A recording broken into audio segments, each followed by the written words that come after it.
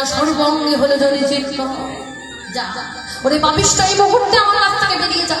জীবনে তোকে যে দেখবে সেই তোকে দেখে তোর গায়ে থুতু ফেলবে।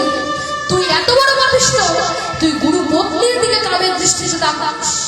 এই মুখ তুই যাতে আর কাউকে না দেখাতে পারিস সেই ব্যবস্থা জন্মের মতো করে দিলাম, চলে যা।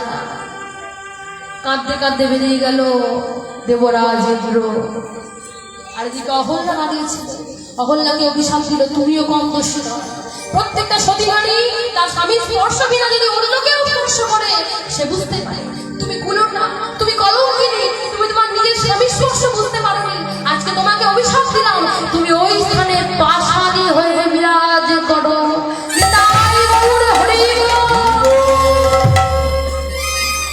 যেই না অভিশাপ দিয়েছে অমনি অহল্যা কেঁদে কেঁদে বলছে, স্বামী অভিশাপ তো দিয়ে দিয়ে ঘরে আমাদের 7 বছরের সন্তান সদানন্দ, ও যে আমাকে ছাড়া এক মুহূর্ত থাকতে পারে না। বিশ্বাস করো স্বামী, আমি বুঝতে পারিনি, আমি বুঝে শুনে এই কর্ম করিনি। ওরে পাপিষ্ঠ, বুঝেই করিস না বুঝেই করিস। মুনির অভিশাপ কোনোদিন, মুনি বাক্য কোনোদিন মিথ্যে হয় না। তুই অভিশাপ তো হলি আজ থেকে। অভিশাপ দিয়েছেন এইটুকু আশীর্বাদ করুন, দয়া করে বলে দিন কি করলে আমি এই পাশাই রূপ থেকে উদ্ধার পেয়ে মানবী হব। ওরে যেদিন ওই সত্য যুগ আসবে, সত্যের পরে ত্রেতা যুগ যখন আসবে, সেই দিন ওই রামচন্দ্র অবতার হয়ে আসবে ত্রেতা যুগে।